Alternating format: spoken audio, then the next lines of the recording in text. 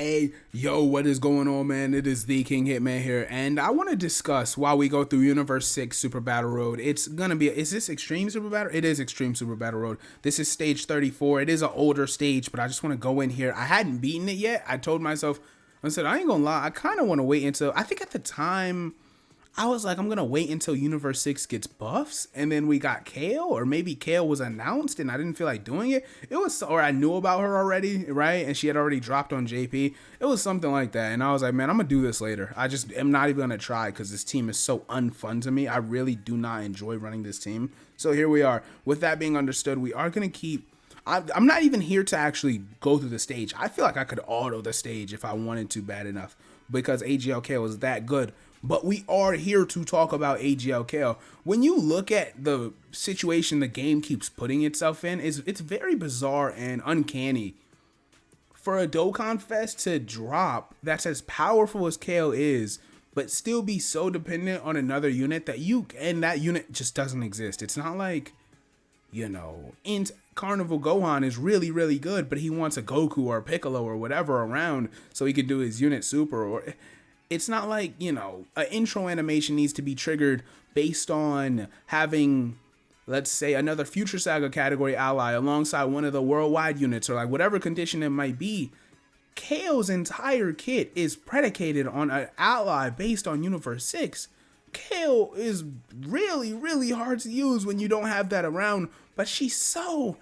It's not even close to wonder whether or not she's like around A, B plus type unit when she's peaking on a lot of these teams with that help we want for her if she could get it. But that unit doesn't exist. So that begs the question, why does Akatsuki keep dropping? This is more of a conversation video if you haven't noticed. Why does Akatsuki keep dropping these units? And let's go and talk about AGL KALE and what they could have done for her. Or maybe, you know, I might stumble and start rambling about units they could have dropped from Universe 6 for her.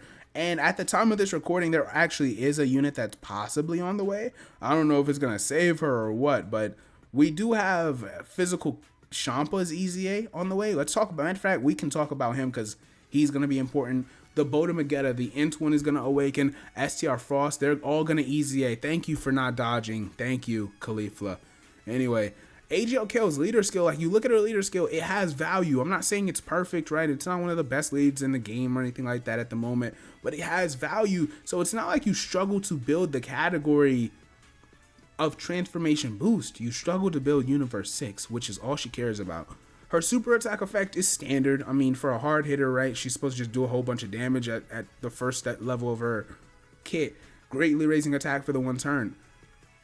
Her complete need for a Caulifla unit, or generally, actually, more generally, a Universe 6 category ally such as Hit right here, such as another Caulifla unit or a KALE unit, a Kabe unit.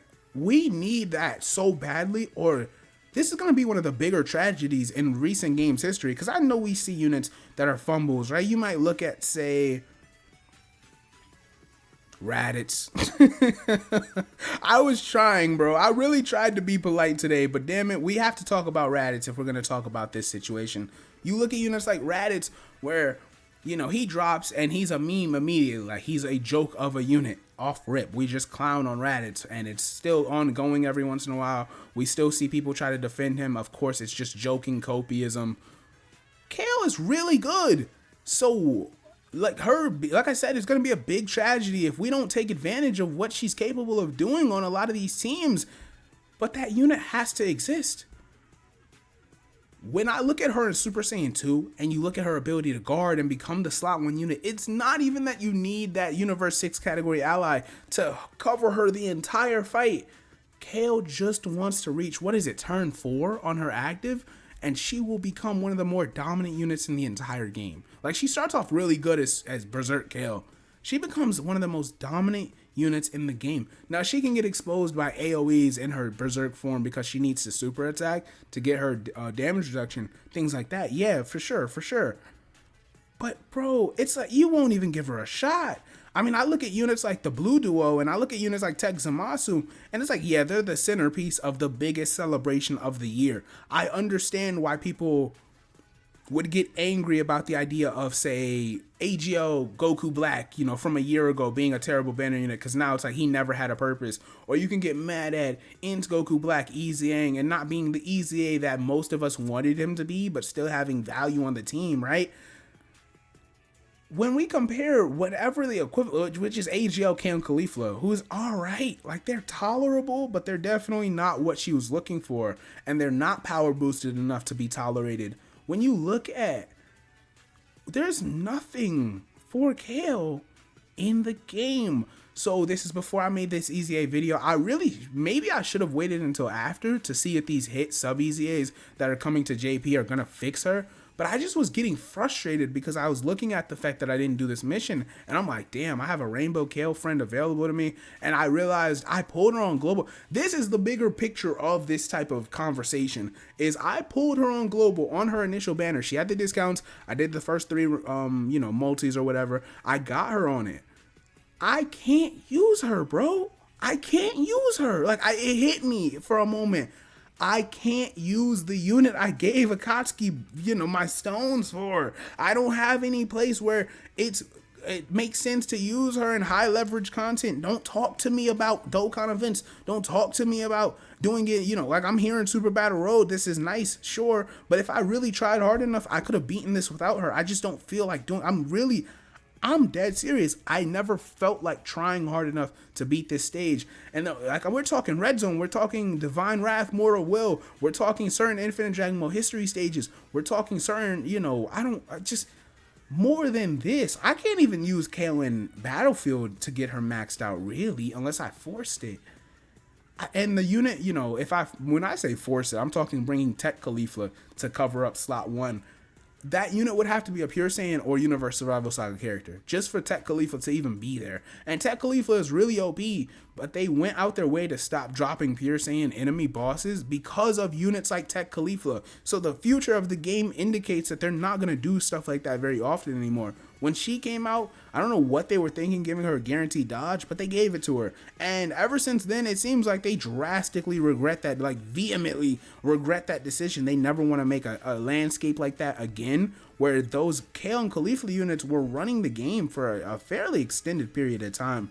It's just very I have one of the best TURs, well, potential best TURs in the game, and I have nowhere to ever apply her, bro. Wow, we might die here. Oh crap, we're coming pretty close. I mean, I wanted to no item this, but if we supers, we're probably gonna die. Whatever. I probably should have aimed for Whis when it comes to what? I mean, bro, I can beat this. I'm not worried about it. I'll do that another time. But yeah, the conversation around, you know what? Nah, I'm not done talking. We're gonna hop back into this fight, and I'm gonna start at that last stage. Alright, so I'm back on I'm back talking about this rant I seem to be going on. I can tell I'm already in a bad mood. Thinking about the value of I think banner units are more important than they have ever been in the game's history.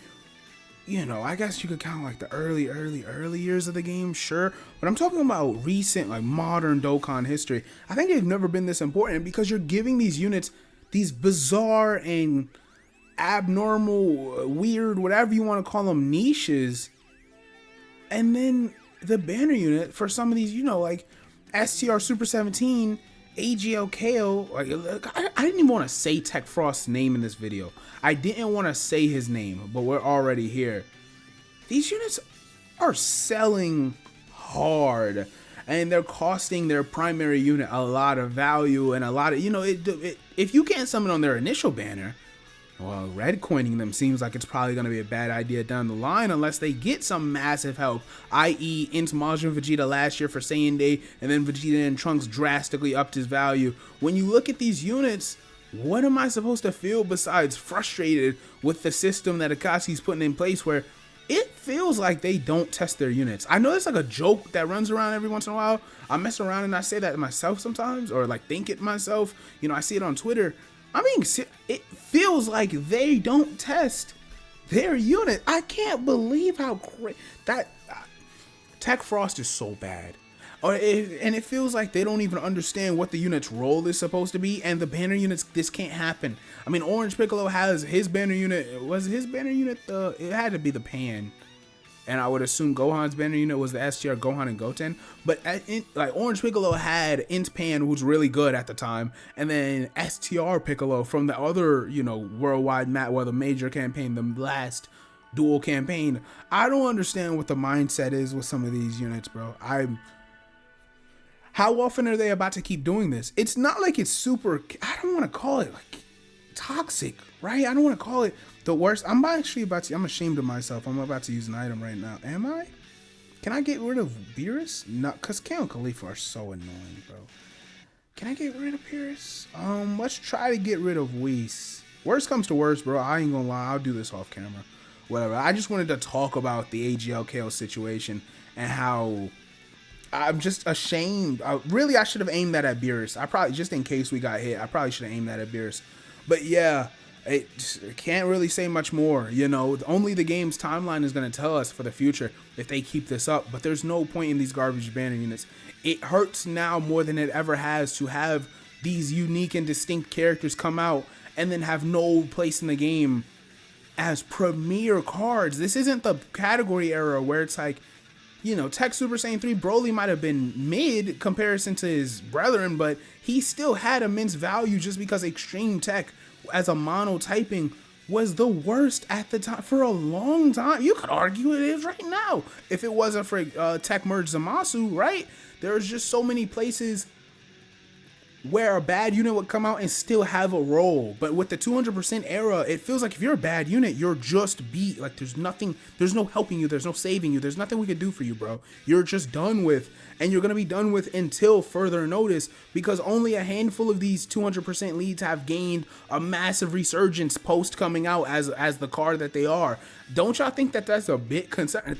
I can't be alone, bro. Let me comment, let me leave y'all to that. And hopefully I beat this stage. You guys comment your thoughts. You guys let me know how you feel about it's. Like I said, it's not some super duper toxic. There are more pressing things in terms of the game mechanics, such as the friend system, that we need to be worried about. But why are you giving us our monthly Dokkan Fest? Or like a part of the issue with Kale is the part 2 LR was LR Super Boo. I like LR Super Boo. What the is LR Super Boo doing on Kale Celebration? Like, what does that do for, like, why is he even related to her? I don't understand. So yeah, there it is, man. There's a lot more I could say, but this video was 12 minutes and it was supposed to be like a 6-7 minute video where I sped through SBR, but it took me longer than I thought. It is the Young King Hitman. Let me know how you feel about AGL KALE at this moment in time. Like I said, her EZA, her sub EZA help should be on the way, but I don't even believe in none of those units because Boda Magetta has guard. I think Boda Magetta will at least be, you know, a value, like of serviceable unit. Physical Champa is probably going to be garbage. I can't wait to see how bad I want to laugh at Physical Champa. I hate that card. And I think STR Frost is going to be an all damage, no defense unit. I have no faith in them. But you guys know me. I'll react to it again one day. We'll keep this conversation. Like I said, this isn't just about AGL KALE. This is like Physical Turles has his help, so he gets a lot of value. Well, this is about the state of the game, man. But Young Hitman is off this.